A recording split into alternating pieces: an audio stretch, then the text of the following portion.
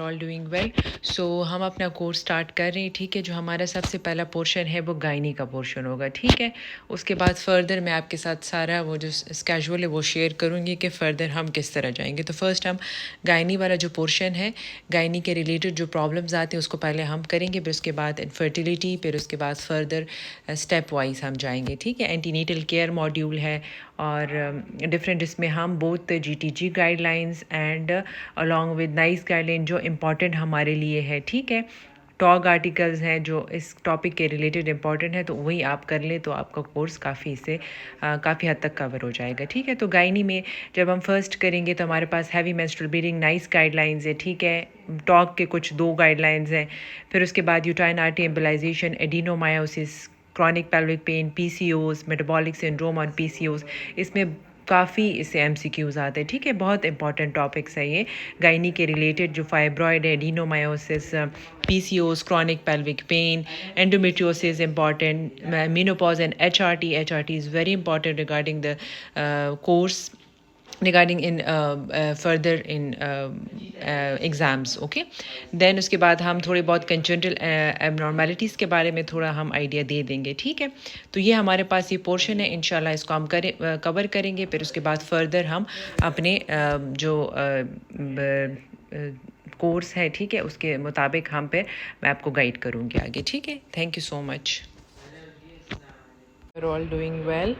सो जो आज का हमारा पहला टॉपिक है जो हम स्टार्ट करेंगे वो है हैवी मेंस्ट्रुअल ब्लीडिंग, ठीक। नाइस गाइडलाइंस को हम फॉलो करेंगे, इम्पॉर्टेंट टॉपिक है, ठीक है। और हैवी मेंस्ट्रुअल ब्लीडिंग के लिए नाइस गाइडलाइंस हम फॉलो करते हैं, ठीक है। तो हम डिटेल में इसको आज पढ़ेंगे, ठीक है। ये पब्लिश 14 मार्च 2018 को है और अभी लास्ट अपडेटेड 24 मई 2021 को हुआ है। तो फिर हम अपडेटेड गाइडलाइंस को पढ़ेंगे क्योंकि उसके मुताबिक फिर MCQs आते हैं, ठीक है, अपडेटेड में से आते हैं। तो आप लोग फिर अपडेटेड गाइडलाइंस पढ़ेंगे, ठीक है। तो आप एक लिस्ट बना लेंगे, देख लेंगे कि अपडेटेड, यूजुअली अगर आप गूगल पे जाके वो गाइडलाइंस आपको इजीली मिल जाती हैं, ठीक है। तो वो फिर आपको अपडेटेड ही आती हैं, ठीक है। तो यूजुअली हम स्टार्ट करते हैं MRCOG का हमारा जो पहला टॉपिक है उसको हम स्टार्ट करते हैं, ठीक है। सो आपको पता भी चल जाएगी कि हम इस गाइडलाइंस को कैसे रीड करेंगे, मैं आपको डिटेल से बताऊंगी, ठीक है। सो यूजुअली अभी हमारे पास यहाँ से हम स्टार्ट करते हैं, ठीक है। बाकी ये रिकमेंडेशन और ये सारी चीज़ें इनकी ज़रूरत नहीं है, ठीक है। सो यहाँ से हम स्टार्ट करते हैं। What is heavy menstrual bleeding? Heavy menstrual bleeding is basically has a major impact on women's quality of life and ensure that intervention aim to improve this rather than focusing on blood loss. So ये आपके पास MCQ भी है कि heavy menstrual bleeding basically हम किस चीज़ को कहेंगे? Those that bleeding which affect the woman quality of life. So that is heavy menstrual bleeding, ठीक है। ये एक MCQ है। फिर उसके बाद हमारे पास history, physical examination and laboratory test, हम किस में एग्जामिनेशन करेंगे और किस पेशेंट में हम नहीं करेंगे, ठीक है। सो बेसिकली हिस्ट्री हम किस तरह लेते हैं? हिस्ट्री में आप पेशेंट से पूछेंगे कि नेचर ऑफ ब्लीडिंग क्या है, ठीक है। आपके पास अमाउंट पूछना है आपने, ठीक है। उसमें आपने पूछा कितने पैड्स पर डे वो इस्तेमाल कर रही है। आपने एसोसिएटेड सिम्टम पूछना है, उसके साथ पेन तो नहीं है, ठीक है। जो मेंस्ट्रुअल हिस्ट्री जो प्रॉपर आपकी जो होती है वो आपने डिटेल में लेनी है, ठीक है। कि अमाउंट कितना है, फ्रीक्वेंसी कितनी है, साइकिल की लेंथ कितनी है और कितने पैड्स वो यूज़ करिए पर डे एंड नाइट, और कोई कॉन्ट्रसेप्शन तो वो नहीं इस्तेमाल करिए इसके साथ, या कोई पेन तो नहीं है, या डिस्पेरोनिया तो नहीं है, ठीक है। तो ये आपने पूछना है। रिलेटेड सिम्टम्स आपने प्रेशर सिम्टम्स के बारे में पूछना है, ठीक है। परसिस्टेंट इंटरमेंस्ट्रुअल ब्लीडिंग के बारे में पूछना है कि एक तो हैवी भी है या नहीं, आपके 2 मेंसेस के दौरान आपको ब्लीडिंग वगैरह तो नहीं होती, तो this is persistent intermenstrual bleeding. Pelvic pain तो नहीं है, प्रेशर सिम्टम्स तो नहीं है, दैट माइट सजेस्ट, अगर आपके पास इंटरमेंस्ट्रुअल ब्लीडिंग है, पेल्विक पेन साथ में है, प्रेशर सिम्टम्स है, तो ये सजेस्ट करती है कि आपके पास कोई यूट्राइन कैविटी एबनॉर्मेलिटी है। फॉर एग्जांपल आपके पास ये एडिनोमायोसिस या फाइब्रॉइड्स है, ठीक है। तो अगर आपके पास ये वाले सिम्टम्स मिले, प्रेशर सिम्टम्स हो गए, डिस्पेरोनिया हो गया, पेल्विक पेन हो गया, डिस्मेनोरिया हो गया या परसिस्टेंट इंटरमेंस्ट्रुअल ब्लीडिंग, तो आपके माइंड में आना चाहिए कि दिस इज़ कोई एनी स्ट्रक्चर एबनॉर्मलिटी। अदरवाइज़ अगर सिंपल हैवी मेंस्ट्रुअल ब्लीडिंग है तो यूजुअली फिर आप ये इडियोपैथिक भी हो सकता है, ठीक है, एज के रिलेटेड। फॉर एग्जांपल 45 ईयर्स के बाद भी यूजुअली पेशेंट इस तरह आ सकते हैं कि इनके साइकिल्स यूजुअली स्टॉप होते हैं, तो ये स्टॉप होने वाले होते हैं, और ये है कि जो हमारे हार्मोन्स की डिस्टर्बेंस होती है तो इसकी वजह से भी हैवी मेंस्ट्रुअल ब्लीडिंग होती है। तो एज ए इडियोपैथिक कोई कॉज भी नहीं होती, ठीक है, हार्मोनल इम्बैलेंस की वजह से भी आपके पास हैवी मेंस्ट्रुअल ब्लीडिंग होती है, ठीक है। So, take in account the range and natural variability in menstrual cycle and blood loss when diagnosis heavy menstrual bleeding, and discuss this variation with women if the woman feels that it does not fall within the normal range. If a woman has a history of heavy menstrual bleeding without related symptom, consider pharmacological treatment without carry out physical examination unless the treatment is chosen levonorgestrel IUS system. ये एक important MCQ है और EMQ में भी आपको आ सकता है, ठीक है, कि जब भी आपके पास पेशेंट आ जाए हैवी मेंस्ट्रुअल ब्लीडिंग के साथ और उसके साथ कोई रिलेटेड सिम्टम्स ना हो तो आपने डायरेक्ट ट्रीटमेंट स्टार्ट करनी है, ठीक है। आपने इन्वेस्टिगेशन की तरफ नहीं, ना एग्जामिनेशन करना है, इन्वेस्टिगेशन। अगर आपके पास सिर्फ से हैवी मेंस्ट्रुअल ब्लीडिंग है, आपको लग रहा है कि कोई हार्मोनल इम्बैलेंस है, लेकिन अगर फॉर एग्जांपल आपके साथ सिम्टम्स आपके पास है इंटरमेंस्ट्रुअल ब्लीडिंग, पेल्विक पेन, डिस्पेरोनिया, या आपको प्रेशर सिम्टम पेशेंट करिए कि मेरी यूरिनरी सिम्टम्स हैं या बाउल के रिलेटेड कोई सिम्टम्स हैं, तो फिर आपने एग्जामिनेशन मस्ट करना है, ठीक है। तो इन दो बातों को आप माइंड में रख लें, ठीक है। इनमें आपसे MCQ पूछा जा सकता है, इस टाइप के MCQ आपको आ सकते हैं, ठीक है। EMQ एंड SBA इम्पॉर्टेंट है, ये बात आप नोट कर लें, ठीक है। अब देखिए फिजिकल एग्जामिनेशन आप किन में करेंगे। If a woman has a history of heavy menstrual bleeding with other related symptoms मैंने आपको बता दी, तो उसमें आपने एग्जामिनेशन करना है, ठीक है। और एग्जामिनेशन आपने तब करना है अगर आप प्लान कर रहे हैं लेवोनोर्जेस्ट्रल IUS की फ़िटिंग भी आप अगर करें। फॉर एग्ज़ाम्पल है पेशेंट है कि फॉर एग्ज़ाम्पल आप उसको वो कर रहे हैं, मायरीना रखवा रहे हैं, क्योंकि सिंपल हैवी मेंस्ट्रुअल ब्लीडिंग में भी जो नाइस रिकमेंड करती हैं वो है फर्स्ट लाइन मायरीना है, ठीक है। तो इनमें आप अगर आपके पास मायरीना भी आप अगर रख रहे हैं आपके प्लान में है तो तब आप फिज़िकल एग्जामिनेशन करेंगे। अगर मायरीना प्लान में नहीं है, ठीक है, हम पेशेंट मायरीना नहीं रखवाना चाहती तो फिर आप फिज़िकल एग्जामिनेशन नहीं करेंगे, ठीक है। दो बातों को आप समझ लें, ठीक है, क्योंकि इसी में आपसे ये ट्विस्ट करेंगे और इसी पे MCQ आता है, ठीक है। लेबॉर्ट्री टेस्ट आप किन में करेंगे। जो बेसिक आप लेबॉर्ट्री टेस्ट यूजुअली कौन सी है, फुल ब्लड काउंट है for all women with heavy menstrual bleeding, ठीक है, फुल ब्लड काउंट इंपॉर्टेंट है। और कोगुलेशन डिसऑर्डर अंटिल जब अगर पेशेंट की हिस्ट्री हो वॉन विली ब्राइट डिजीज़, क्योंकि यंग पेशेंट आपके पास हैवी मेंस्ट्रुअल ब्लीडिंग के साथ आती है तो इनमें आप कोगुलेशन प्रोफाइल करवाते हैं मस्ट, क्योंकि इनमें अक्सर फिर हम ये कोगुलेशन डिसऑर्डर सस्पेक्ट करते हैं जो वॉन विली ब्राइट डिजीज़ है, ठीक है। तो testing for coagulation disorder should be considered for women who are having menstrual bleeding since their period started and have a personal or family history suggesting a coagulation disorder, ठीक है। Young patient आपके पास आ गई, heavy menstrual bleeding है, तो आपने personal patient की भी history पूछनी है, उसके साथ आपकी कोई वो तो नहीं है, क्या कहते हैं, ब्रूजेस वगैरह उसकी या उसकी हिस्ट्री ब्रूजेस वगैरह की पूछनी है, या ब्लीडिंग स्टॉप नहीं होती, क्योंकि वॉन विली ब्राइट में तो यही सिम्टम्स होते हैं, और या फैमिली हिस्ट्री में तो ऐसे ये वाला डिसऑर्डर तो नहीं है, ठीक है। यूजुअली जो आप रूटीनली सिर्फ ये 2 टेस्ट करवाते हैं, ठीक है। आप अगर नॉर्मल रिप्रोडक्टिव एज में आ जाए तो आप बस कंप्लीट ब्लड काउंट, और अगर यंग पेशेंट है तो उसमें आप फिर वो करते हैं, यूजुअली हम कोगुलेशन प्रोफाइल भी मस्ट करते हैं, अदरवाइज सिर्फ हम फुल ब्लड काउंट करते हैं। लेकिन अगर आपको फॉर एग्जांपल एनीमिया की, आयरन डेफिशिएंसी एनीमिया की पिक्चर मिलती है, पेशेंट इतना ब्लीड करते तो यूजुअली आप फेरेटिन कर लेंगे, और जो RBC इंडिसेस हैं, RBC इंडिसेस भी आप करते हैं, लेकिन वो तो फुल ब्लड काउंट में आ जाते हैं। लेकिन अगर आप आयरन डेफिशिएंसी एनीमिया सस्पेक्ट करें तो आप सीरम फेरेटिन कर सकते हैं, और अगर नहीं कर रहे तो फिर आपको ज़रूरत नहीं है फेरेटिन की। Do not carry out serum ferritin test, other hormone testing और थायराइड टेस्टिंग, ठीक है। तो यूजुअली आपके पास थायराइड में भी क्या होता है, हैवी मेंस्ट्रुअल ब्लीडिंग, आपके पास पेशेंट आ जाएगी हैवी मेंस्ट्रुअल ब्लीडिंग है, लेकिन थायराइड के टेस्ट आप कब करवाएंगे। थायराइड के टेस्ट आप तब करवाएंगे जब आपके पास पेशेंट की हिस्ट्री हो, ठीक है। हिस्ट्री आपने इन्वेस्टिगेशन की तरफ आपने तब जाना है, फ़िज़िकल एग्ज़ामिनेशन और इन्वेस्टिगेशन के बाद तब जाना है जब आपके पास कोई हिस्ट्री में कोई आपके पास कोई डोमिनेटिंग सिम्टम हो।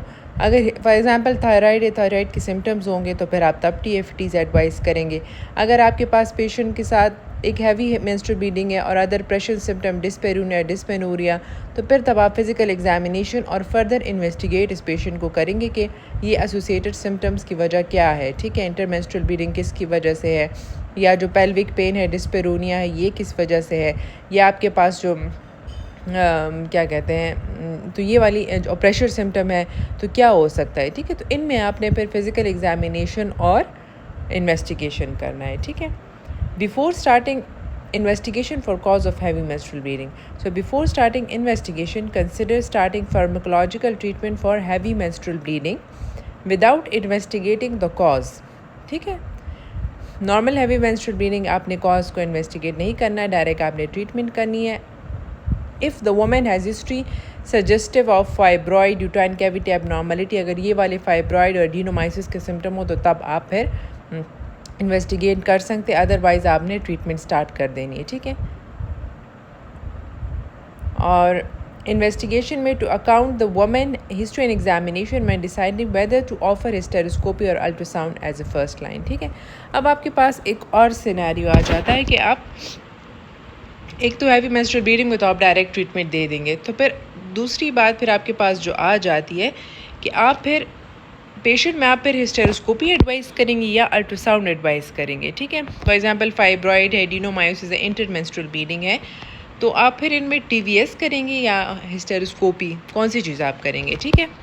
तो ये बताते हैं कि अगर आप सस्पेक्ट कर रहे हैं सब म्यूकोजल फाइब्रॉइड, ठीक है, सब म्यूकोजल फाइब्रॉइड में क्या होते हैं, यूजुअली आपके पास पेशेंट आ जाती है हैवी मेंस्ट्रुअल ब्लीडिंग के साथ और इर्रेगुलर, यूजुअली क्योंकि कैविटी डिस्टॉर्ट हो जाती है तो यूजुअली सब म्यूकोजल फाइब्रॉइड में इर्रेगुलर ब्लीडिंग के साथ पेशेंट ज़्यादा आती हैं, ठीक है। या आपके पास पॉलिप है, पॉलिप में क्या होता है, इंटरमेंस्ट्रुअल ब्लीडिंग होती है, या आपको सस्पेक्ट करें कोई एंडोमेट्रियल पैथोलॉजी है, आपको लग रहा है कि एंडोमेट्रियल हाइपरप्लेजिया है। एंडोमेट्रियल हाइपरप्लेजिया को हम डिटेल से पढ़ेंगे, उसके अपने जो रिस्क फैक्टर्स है, आपको वो लग रहा है कि कोई एंडोमेट्रियल पैथोलॉजी है, फॉर एग्जांपल एंडोमेट्रियल हाइपरप्लेजिया है, ठीक है, आप वो सस्पेक्ट कर रहे हैं, और या आपके पास एडिनोमायोसिस एंडोमेट्रियल पैथोलॉजी, तो एंडोमेट्रियल पैथोलॉजी यूजुअली हमारे पास जो है वो एंडोमेट्रियल हाइपरप्लेजिया के ये कह रहे हैं, ठीक है। तो अगर आपके पास ये तीनों चीज़ें हैं तो ये कहते हैं कि बेस्ट आपके पास फिर आउट पेशेंट हिस्टेरोस्कोपी है, ठीक है। ये आपने याद करना है, ये MCQ है, ठीक है, EMQ फॉर्म में भी आ सकता है और ये SBA है आपका, ठीक है, कि आपने किन पेशेंट में आपके पास अगर MCQ में आए सब म्यूकोजल फाइब्रॉइड है, पॉलिप है और ये एंडोमेट्रियल पैथोलॉजी एंडोमेट्रियल हाइपरप्लेजिया है, तो बेस्ट आपने क्या करना है, आउट पेशेंट हिस्टेरोस्कोपी आपने मार्क करना है, not TVS, okay. So because the symptoms have a persistent intermenstrual bleeding, they have risk factor for endometrial pathology, ठीक है। endometrial pathology risk factors आपके पास जो endometrial pathology के साथ क्या हो सकते हैं, obesity है, तो obesity में आपके पास excess estrogen होता है, ठीक है।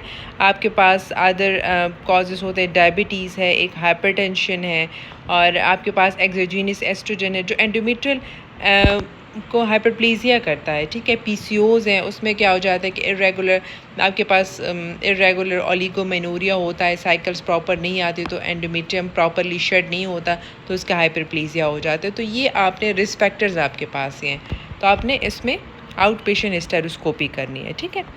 आउट पेशेंट हिस्टेरोस्कोपी किस तरह करते हैं, आपने पेशेंट को क्या करना है, 1 आवर बिफोर आपने ओरल एनेस्थीसिया देना है, ठीक है, और vaginoscope as a standard diagnostic technique में यूजिंग मिनिएचर हिस्टेरोस्कोप 3.5 mm और स्मॉलर। MCQ है आपके पास, ठीक है, कि इसका जो डायमीटर है वो कितना होता है, तो 3.5 mm और स्मॉलर, ठीक है।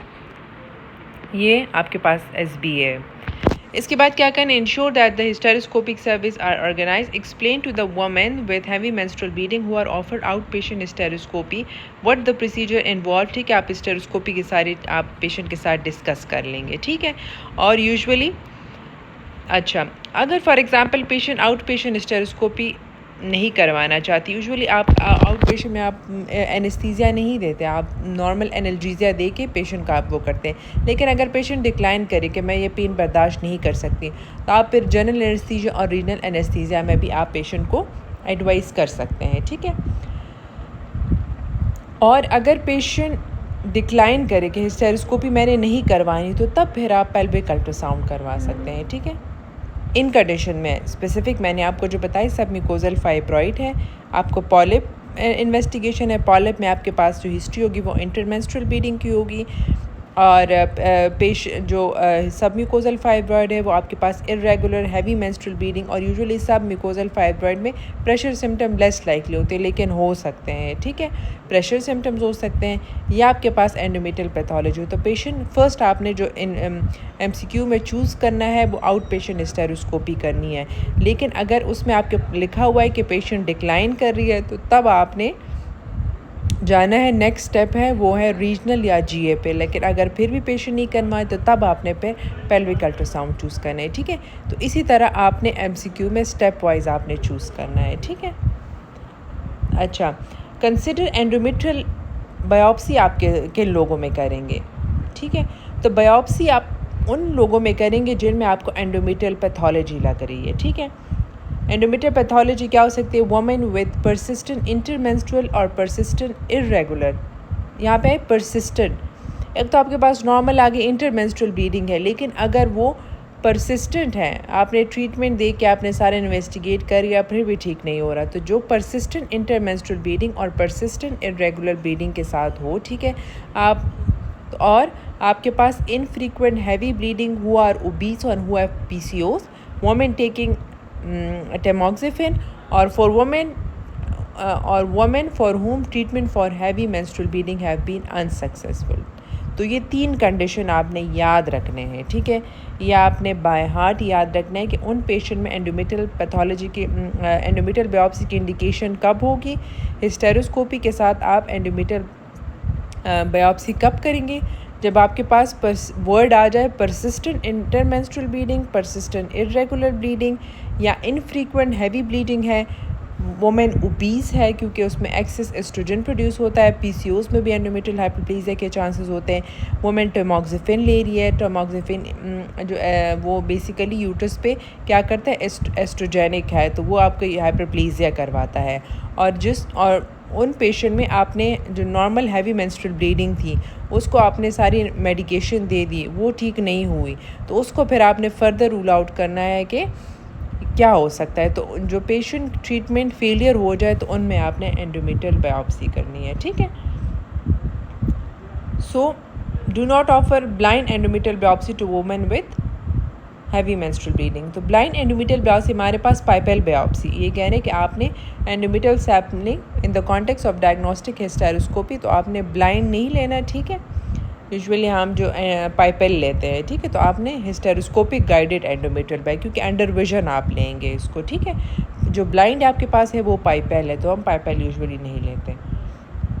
अच्छा, अब फॉर एग्जांपल आपके पास तो एक अगर सब म्यूकोजल, अब आपको लग रहा है कि एग्जामिनेशन आपने कर लिया, आपको लग रहा है कि यूट्रस नॉर्मल यूट्रस की साइज़ आपके पास 8 to 8 वीक साइज़ ऑलमोस्ट होता है, ठीक है। अगर आपके पास यूट्रस का साइज़ आपको ज़्यादा लग रहा है, ठीक है, 10 वीक साइज़ है, 12 वीक साइज़ है, और आपको लग रहा है और पेशेंट को प्रेशर सिम्टम्स भी हैं, ठीक है, पेशेंट की हैवी मेंस्ट्रुअल ब्लीडिंग है, तो आप सस्पेक्ट करेंगे कि ये फाइब्रॉइड है, ठीक है। तो फाइब्रॉइड सब म्यूकोजल यूजुअली स्मॉल होते हैं, वो कैविटी को इतना वो मैक्सिमली आप कह लें कि 5 सेंटीमीटर 10 सेंटीमीटर मैक्सिमम 5 सेंटीमीटर, वो इतने वो नहीं होते, ठीक है, क्योंकि वो पेशेंट को जल्दी डायग्नोज हो जाते हैं। लार्ज फाइब्रॉइड्स क्या होता है, वो यूजुअली पेशेंट की हैवी मेंस्ट्रुअल, कुछ लोगों को एसिम्प्टोमेटिक भी होते हैं, पता नहीं चलता, और इनका यूट्रस इनलार्ज होता है, ठीक है। तो अगर आपके पास लग रहा है कि लार्ज फाइब्रॉइड्स हैं, ठीक है, यूट्रस जो साइज़ है वो ज़्यादा आपको एग्जामिनेशन पे लग रहा है, तो उन केसेस में फिर आप क्या करेंगे, अल्ट्रासाउंड एडवाइस करेंगे, ठीक है। सब म्यूकोजल फाइब्रॉइड में, पॉलिप में, एंडोमेट्रियल पैथोलॉजी में आप हिस्टेरोस्कोपी को चूज़ करेंगे, आउट पेशेंट हिस्टेरोस्कोपी। अगर पेशेंट डिक्लाइन करे तो फिर आपने पेल्विक अल्ट्रासाउंड। लेकिन अगर आपको एग्जामिनेशन पे लार्ज फाइब्रॉइड्स मिल रही, मतलब आपका यूट्रस साइज़ ज़्यादा है, आपको एब्डोमिनली यूट्रस पैल्पेट हो रहा है, ठीक है, तो उनमें फिर आपने क्या करना है, अल्ट्रासाउंड चूज़ करना है। ये आप डिफ्रेंशिएटिंग पॉइंट आप कर लें, क्योंकि इसमें बहुत से MCQs आते हैं, आपने बड़ा थॉरली इसको पढ़ना है, ठीक है। तो मैं आपको ये डिफ्रेंशिएटिंग पॉइंट बता रही हूँ। तो अगर लार्ज फाइब्रॉइड्स है, पैल्पेबल एब्डोमिनली है, हिस्ट्री और examination suggesting a pelvic mass, pelvic examination पे आप लग रहे हैं, और एग्जामिनेशन इज़ इनकन्क्लूसिव और difficult, for example in women who are obese. अगर फॉर एग्जांपल ओबीस पेशेंट है, उसमें तो आपको कुछ पता नहीं चलेगा। पेशेंट आएगी हिस्ट्री के साथ, ना आपको हैवी, यूजुअली सब म्यूकोजल के साथ वो आपको हैवी भी उसका हो सकता है, इरेगुलर भी हो सकता है। तो फिर आप इनमें फिर पहले आप जाके, ओबीस है, एग्जामिनेशन में आपको कोई फाइंडिंग नहीं मिली, तो आप जाके फिर वो करवाएंगे, क्या कहते हैं, अल्ट्रासाउंड करवाएंगे, ठीक है।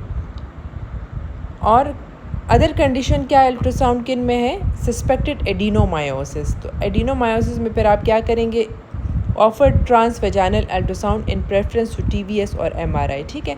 तो अगर आपके पास एडिनोमायोसिस की पिक्चर आ जाए, एडिनोमायोसिस आपके पास कैसे होगा, एक तो इसमें भी दो चीज़ें हैं, एक हैवी मेंस्ट्रुअल ब्लीडिंग पेशेंट को होगी, ट्राइड है इसमें, आपके पास हैवी मेंस्ट्रुअल ब्लीडिंग है, डिस्मेनोरिया है एंड डिस्पेरोनिया। तो दिस इज़ एडिनोमायोसिस। ये 3 इसके क्लिनिकल फीचर्स है, ये याद रख लें, ठीक है। अगर आपके पास ये हैं, और अदर एग्जामिनेशन पे आपको क्या मिलेगा, बल्कि टेंडर यूट्रस ऑन एग्जामिनेशन, तो ये आप सजेस्ट करेंगे ये एडिनोमायोसिस है। तो एडिनोमायोसिस में जो चॉइस ऑफ इन्वेस्टिगेशन है वो है ट्रांसवेजाइनल अल्ट्रासाउंड, ठीक है। अगर फॉर एग्जांपल पेशेंट डिक्लाइन करे ट्रांसवेजाइनल अल्ट्रासाउंड और नॉट सुटेबल फॉर, तो तब आप ट्रांस एब्डोमिनल और MRI कर सकते हैं, फिर आप इसको पेशेंट को एक्सप्लेन कर देंगे, ठीक है। अच्छा जी, अनदर थिंग क्या है कि be aware that the pen associated with heavy menstrual bleeding may be caused by endometriosis rather than adenomyosis, क्योंकि एंडोमेट्रियोसिस में भी यूजुअली इनमें अक्सर जो एंडोमेट्रियोसिस वाले पेशेंट हैं वो डिस्मेनोरिया की कंप्लेंट और डिस्पेरोनिया की ज़्यादा करते हैं, हैवी मेंस्ट्रुअल ब्लीडिंग की नहीं करते। लेकिन कुछ पेशेंट एंडोमेट्रियोसिस वाले भी हैवी मेंस्ट्रुअल ब्लीडिंग, तो इन दोनों को भी आपने पर डिफ्रेंशिएट करना है। तो वो फिर आपको एग्जामिनेशन में पता चल जाएगा कि जो एडिनोमायोसिस में आपके पास बल्कि टेंडर यूट्रस होगा, तो एंडोमेट्रियोसिस से आप डिफ्रेंशिएट कर लेंगे, ठीक है। अदर जो है सेलाइन इन्फ्यूजन सोनोग्राफी एज ये आप यूजुअली ये कहते हैं कि नहीं करना, MRI as a first line आपने नहीं करना, do not use DNC alone as a diagnostic role. DNC usually आजकल क्योंकि इसकी बड़ी लेस सेंसिटिविटी है, तो DNC आजकल हम नहीं करते। अच्छा, पेशेंट को आपने इन्फॉर्मेशन देनी है, डिस्कस करना है बेनिफिट एंड रिस्क ऑफ, फिर अब आप ट्रीटमेंट की तरफ जा रहे हैं ना, तो ट्रीटमेंट डिपेंड करता है, आपने बेनिफिट और रिस्क को देखना है, और ट्रीटमेंट आपने इस पे भी डिपेंड करता है कि पेशेंट कंसीव करना चाहती है या नहीं, she retain to her fertility और हर यूट्रस।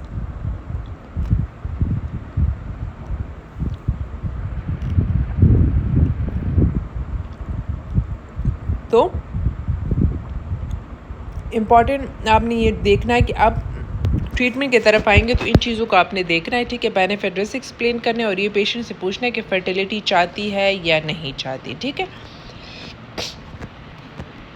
तो management of heavy menstrual bleeding when agreeing treatment for women take in account the women preference क्या है, एनी कॉमोर्बिडिटीज़ क्या है, the presence or absence of fibroid including size, number, location, polyp, endometrial pathology, adenomyosis or other symptoms such as pressure and pain, ठीक है। So progress with that treatment for women with no identified pathology, fibroid less than 3 cm in diameter or suspected or diagnosed adenomyosis, ठीक है। Treatment आपने start करनी है किन patient में, for example एक तो ये कि नो आइडेंटिफाई पैथोलॉजी, ठीक है, वो आपको कुछ नहीं मिला। यूजुअली अगर आपके पास हैवी मेंस्ट्रुअल ब्लीडिंग है तो उसमें तो आप डायरेक्ट स्टार्ट कर देंगे, ठीक है। लेकिन अगर फाइब्रॉइड और एडिनोमायोसिस सस्पेक्ट करें तो उनमें तो पहले आप ट्रांसवेजाइनल एग्जामिनेशन करेंगे, और ट्रांसवेजाइनल अल्ट्रासाउंड पे आपको ये चीज़ें कंफर्म हो गई, ठीक है। तो इनमें आप जब ट्रीटमेंट शुरू करते हैं तो इसमें जो फर्स्ट लाइन है वो है मायरीना लेवोनोजेस्ट्रल IUS, ठीक है, MCQ है। अकॉर्डिंग टू ये प्रॉपरली आता है कि heavy menstrual bleeding treatment for heavy menstrual bleeding, first line according to NICE, तो अकॉर्डिंग टू नाइस जब आ जाए तो वो है मायरीना लेवोनोजेस्ट्रिल IUS। ठीक है, ये इंपॉर्टेंट है, ये आपने याद रखना है। ठीक है, इस टाइप का MCQ आपको आता है। तो आपने किन में फिर मायरीना रखना है? No identify pathology. ठीक है, कोई और पैथोलॉजी नहीं है। ये आपके पास फाइब्रॉइड लेस देन 3 सेंटीमीटर है जो not causing distortion of the uterine cavity और सस्पेक्टेड और डायग्नोज एडिनोमाइसिस, तो इन पेशेंट्स में आपने फिर मायरीना प्रेफर करना है। ठीक है, और अगर पेशेंट डिक्लाइन करे कि मैंने मायरीना नहीं रखवाना, तो अदर आपके पास जो ऑप्शन है वो है नॉन हार्मोनल और हार्मोनल। तो हार्मोनल आपके पास कौन कौन से है? ट्रांसैमिक एसिड है, एनसेड्स हैं, और जो हार्मोनल आपके पास है वो है combined hormonal contraception and cyclical oral progesterone. ठीक है, जो प्रोजेस्टेरॉन है वो only contraception suppress menstruation which may be beneficial to women with heavy menstrual bleeding. ठीक है, if the treatment is unsuccessful, the woman decline pharmacological treatment or symptoms are severe, consider referral to specialist care for investigation to diagnose the cause of heavy menstrual bleeding. Take in account any investigation the woman has already had and alternative choices including pharmacological option already not tried. तो फिर आप अगर for example patient decline करे कि मैंने अब treatment आपके पास unsuccessful आ गई, ठीक है, और पेशेंट डिक्लाइन करती है फार्माकोलॉजिकल ट्रीटमेंट या सिम्टम्स बहुत सवेयर हैं, ठीक है, और तो आप इन्वेस्टिगेट करेंगे। ठीक है, फिर सही है, आप हैवी मेंस्ट्रुअल ब्लीडिंग की तो आपने पहले ये बात रखनी याद जो मैंने आपको कहा है कि अगर कोई कॉज नहीं, डायरेक्ट आपने ट्रीटमेंट स्टार्ट कर दी। लेकिन अगर ट्रीटमेंट फेलियर हो जाए तो फिर ट्रीटमेंट फेलियर के बाद आपने फिर पेशेंट को इन्वेस्टिगेट करना है। बाकी अगर प्रेशर सिम्टम्स हुआ तो आपने फिर उसी पाथवे को फॉलो करना है। ठीक है, लेकिन अब ये वाला जो पाथवे है कि पेशेंट को हैवी मेंस्ट्रुअल ब्लीडिंग थी और क्या हुआ कि ट्रीटमेंट सक्सेसफुल नहीं रही या पेशेंट ने कहा कि मैंने ये ट्रीटमेंट नहीं लेनी, तो फिर आपने पेशेंट को इन्वेस्टिगेट करना है और डायग्नोस करना है कि कॉज ऑफ ब्लीडिंग क्या है। ठीक है, कॉज ऑफ ब्लीडिंग आप डायग्नोस करके फिर अगर आपको कोई कॉज नहीं मिला, फॉर एग्ज़ाम्पल फाइब्रॉइड भी नहीं है, कोई एंडोमेट्रियल पैथोलॉजी भी नहीं है, आपने बायोप्सी लिए कुछ भी किया, तो फिर आप ऑप्शंस पे जो जाएंगे हमारे पास कौन सा ऑप्शंस है? एब्लेशन है, endometrial ablation and hysterectomy. Second generation, first generation endometrial ablation होते हैं। सेकेंड जनरेशन, फर्स्ट जनरेशन हम हिस्टेरोस्कोपिक गाइडेड करते हैं और सेकेंड जनरेशन विदाउट हिस्टेरोस्कोपिक। तो फर्स्ट में कॉम्प्लिकेशन ज़्यादा होती है जिसमें हम transcervical resection of endometrium करते हैं। ठीक है, और इसमें क्या होता है, सेकेंड जनरेशन में आपके पास ऑलरेडी थर्मल बलून हैं और डिफरेंट इसके लेज़र वाले हैं, तो ये सेफ़ हैं as compare to first generation. तो ये आप रिकमेंड, अगर फैसिलिटीज़ अवेलेबल हैं तो आप second generation endometrial ablation patient को वो करेंगे और लास्ट रिजॉर्ट में आप हिस्टेरेक्टमी की तरफ जाएंगे। अगर पेशेंट की फैमिली कंप्लीट है और पेशेंट की विश है कि वो यूट्रस नहीं रखना चाहती और अदर कोई वो नहीं है, तो तब फिर आप हिस्टेरेक्टमी की तरफ जाएंगे। अदरवाइज़ अगर पेशेंट की फर्टिलिटी नहीं चाहती और वह चाहती कि मैंने हिस्टेरेक्टमी नहीं करवानी, तो आप फिर एंडोमेट्रियल एब्लेशन का ऑप्शन देंगे। और फॉर वुमेन विद सब म्यूकोजल फाइब्रॉइड अगर आपके पास है तो फिर हिस्टेरोस्कोपिक रिमूवल।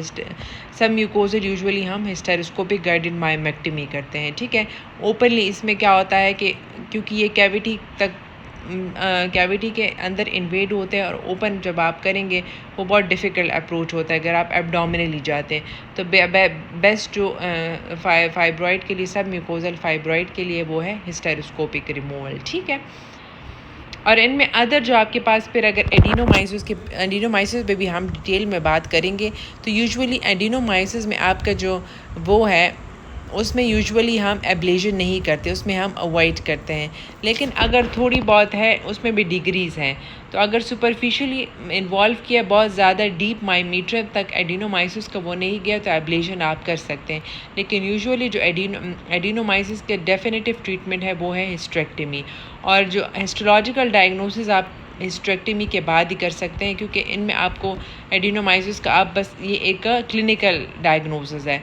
आपका जो कन्फर्मेटरी डायग्नोसिस है वो है कि आप हिस्टेरेक्टमी करके आप सैंपल भिजवाएंगे, तो तब आपको पता चलेगा कि this is adenomyosis histological diagnosis पे। अदरवाइज एडिनोमाइसिस क्लिनिकल डायग्नोसिस है। ठीक है, और अगर सबम्यूकोजल फाइब्राइड है तो हिस्टेरोस्कोपिक रिमूवल करेंगे। अगर आपके पास पॉलिप है, कंफर्मेशन आपने आउट पेशेंट हिस्टेरोस्कोपी कर रहे हैं तो हिस्टेरोस्कोपी को आप फिर डायग्नोस्टिक भी कर सकते हैं, ठीक है। अगर फाइब्रॉइड है तो आप फिर फाइब्रॉइड रिमूवल कर सकते हैं हिस्टेरोस्कोपी के साथ। और अगर आपके पास पॉलिप है तो हिस्टेरोस्कोपिक यूजुअली आजकल हम हिस्टेरोस्कोपी के लिए ही करते हैं अगर फॉर एग्जांपल एंडोमेट्रियम में है। अगर सर्वाइकल है, सर्वाइकल पॉलिप है तो यूजुअली आप इसी तरह निकाल लेंगे। लेकिन अगर एंडोमेट्रियल है तो यूजुअली हम इसमें फिर हिस्टेरोस्कोपिक गाइडेड हम पॉलिपेक्टमी करते हैं, ठीक है। और अगर एंडोमेट्रियल पैथोलॉजी है तो उसके अकॉर्डिंगली आपने उस चीज़ को ट्रीट करना है। और अगर आपके पास फाइब्रॉइड 3 सेंटीमीटर और मोर है तो फिर उसमें आपके यूजुअली आप फिर ऐसे पेशेंट में तो आप मायरीना नहीं दे सकते, क्योंकि उसमें फेलियर के चांसेस है, एक्सपेल हो सकती है, ठीक है। तो अगर पेशेंट फार्माकोलॉजिकल ट्रीटमेंट पे रहना चाहती है तो आप इसको फर्स्ट आप ट्रांजामीन पे डाल सकते हैं, एनसीड्स पे डाल सकते हैं, ठीक है। ट्रांजामीन क्या करता है 50% अप टू 50% ब्लड लॉस कम, जो एनसीड्स हैं वो 50% ब्लड लॉस कम करते हैं और ट्रांजामीन आपके पास 25 to 50% चांस है ब्लड लॉस कम कर सकता है, ठीक है। तो आप इस पे डाल दें। लेकिन अगर पेशेंट चाहती है कि नहीं मैंने फार्माकोलॉजिकल ट्रीटमेंट नहीं लेनी, जो आपके पास ट्रांजामीन एनसेड्स है, हार्मोनल में आप यूजुअली साइक्लिकल ओरल प्रोजेस्टेरॉन देते हैं, ठीक है। हार्मोनल जो COCPs हैं आप यूजुअली तब देते हैं अगर इरेगुलरिटी हो। लेकिन जो फाइब्रॉइड है बेसिकली एस्ट्रोजन रिसेप्टर पॉजिटिव है, तो जितना आप, क्योंकि अगर एस्ट्रोजन देंगे तो वो फर्दर ग्रोथ करेगा, तो यूजुअली हम फाइब्रॉइड में जो बेस्ट वो है वो हम फिर कंबाइन प्रिपरेशन में देते हैं और या प्रोजेस्टेरॉन हम देते हैं, ठीक है। तो मोर देन 3 सेंटीमीटर में फिर आपने मायरीना यूजुअली आपने एडवाइस नहीं करना है, ठीक है। मोर देन 3 सेंटीमीटर पे हम यूजुअली मायरीना एडवाइस नहीं करते। अच्छा, अदर जो आपके पास ट्रीटमेंट है, अगर मोर देन 3 सेंटीमीटर में उलिप्रेस्ट्रेट एसिडेस सेलेक्टिव प्रोजेस्टेरॉन रिसेप्टर मॉड्यूलेटर है, आपके पास यूट्राइन आर्टरी एम्बोलाइजेशन आजकल बड़ा एक न्यू टेक्निक आई हुई है, ठीक है। And you must know about that. हमारे यहाँ तो नहीं होता, लेकिन इस पे भी डिटेल एक टॉक है, वो भी हम डिटेल से पढ़ेंगे। अदर आपके पास सर्जिकल हो गया माइमेक्टमी एंड हिस्टेरोस्कोपी, हिस्टेरेक्टमी। अच्छा, uliprostate acetate for intermittent treatment of moderate to severe symptom of uterine fibroid in premenopausal women. If surgery and uterine artery embolization for fibroids are not suitable, for example, because the risk to the woman outweigh the benefits, ठीक है। अब ये uliprostate acetate का बता रहे हैं कि अगर फॉर एग्जांपल सर्जरी या यूट्राइन आर्टरी एम्बोलाइजेशन पेशेंट के लिए फेवरेबल नहीं है तो उनमें फिर आप uliprostate acetate एडवाइस कर सकते हैं। सर्जरी एंड यूट्राइन एम्बोलाइजेशन वो फेल्ड हो गई है, सर्जरी या यूट्राइन एम्बोलाइजेशन और यूट्राइन आर्टरी एम्बोलाइजेशन, या वुमेन डिक्लाइन करी कि उसने सर्जरी नहीं करवानी, ठीक है, तो आप फिर उलिप्रेस्टेट एसिटेट दे सकते हैं। लेकिन आजकल जो मैक्सिमम डोज है वो अप टू 5 mg आप दे सकते हैं, क्योंकि इसका क्या होता है सीरियस साइड इफ़ेक्ट्स का ये लिवर इंजरी या लिवर फेलियर कॉज करता है यूजुअली। हाँ, यहाँ पे तो अवेलेबल नहीं है, लेकिन बाहर के मुल्कों में कुछ टाइम ये स्टार्ट हो गए थे, लेकिन फिर इसके कॉम्प्लिकेशन की वजह से बैन हो गए यहाँ पे, तो बाहर मुल्कों में ये देते हैं, ठीक है। तो यूजुअली आप क्या करते हैं कि इनमें जो no underline living injury consider uliprostate acetate 5 mg up to 4 courses for menopausal women with heavy menstrual bleeding, ठीक है। up to 5 mg आप मैक्सिमम 4 कोर्सेज दे सकते हैं, तो उसका कोई इफेक्ट इतना लिवर पे नहीं है, ठीक है। अगर आपके पास 3 सेंटीमीटर और मोर डायमीटर है और इफ़ hemoglobin level is 10.2 ग्राम पर लीटर और बिलो, तो आपके पास ये SBA भी इस तरह आता है कि फॉर एग्जांपल आपके पास पेशेंट हैवी मेंस्ट्रुअल ब्लीडिंग के साथ आई है, फाइब्रॉइड 3 सेंटीमीटर और मोर डायमीटर है और HB लेवल ऑफ 10.2 और बिलो, तो उसमें फिर आप उलिप्रेस्टेट एसिटेट पेशेंट को दे सकते हैं, ठीक है। ये एक SBA है आपका। If women sign symptoms liver failure तो आप स्टॉप करवा सकती हैं, ठीक है। Prior to scheduling of uterine artery embolization or myomectomy, the woman uterus and fibroid should be assessed by ultrasound. If further information about position, size and number vascularity needs, तो MRI भी आप कर सकते हैं, ठीक है। Consider second generation endometrial ablation as treatment option for women with heavy menstrual bleeding and fibroid of 3 centimeter or more in diameter who meet the criteria specified in manufacturer instruction।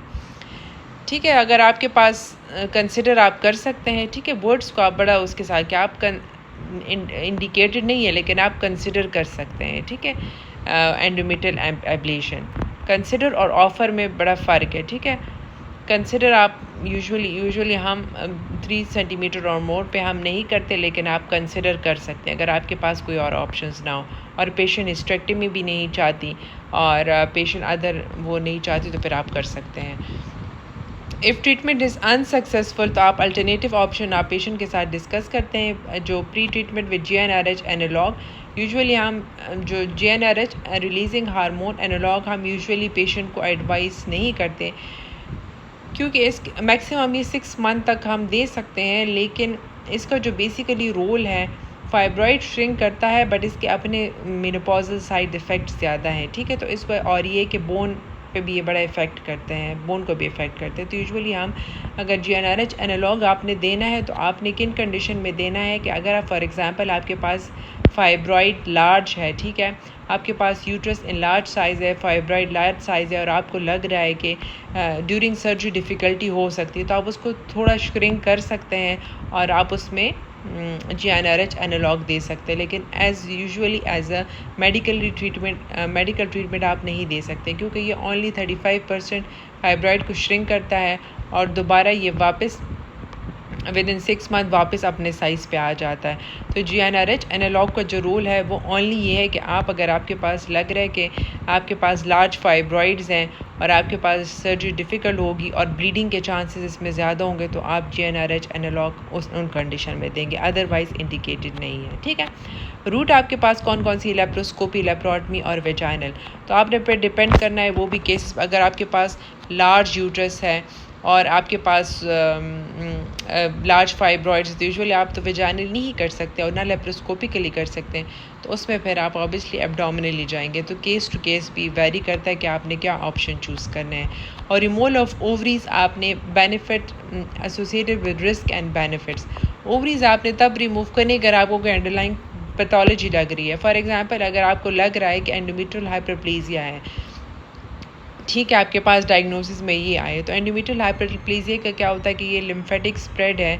और ये क्या होता है, एंडोमेट्रियल हाइपरप्लेजिया चेंज होता है endometrial carcinoma में, और endometrial carcinoma का जो स्प्रेड है, लिम्फेटिक स्प्रेड है, वो ओवरीज तक बड़े जल्दी से चली जाती है। तो यूजुअली उन केसेस में इंडिकेटेड है हम ओवरीज हटाते हैं। अदरवाइज़ आप पेशेंट की हिस्ट्री पर डिपेंड करते हैं। अगर पेशेंट की personal history of breast cancer है, क्योंकि ब्रेस्ट कैंसर अगर हो तो ओवरीज को भी वो अफेक्ट करेंगे। अगर फैमिली हिस्ट्री ऑफ ओवेरियन सी है तो उनमें भी फिर आप जो सोच सकते हैं प्रोफाइलेक्टिकली, तो वो भी आपने रिस्क एंड बेनिफिट्स को देना। अगर पेशेंट की हिस्ट्री नहीं है तो आपने ओवरीज बिल्कुल भी नहीं हटानी, ठीक है। Dilatation and curettage do not offer DNC as a treatment option for heavy menstrual bleeding, ठीक है।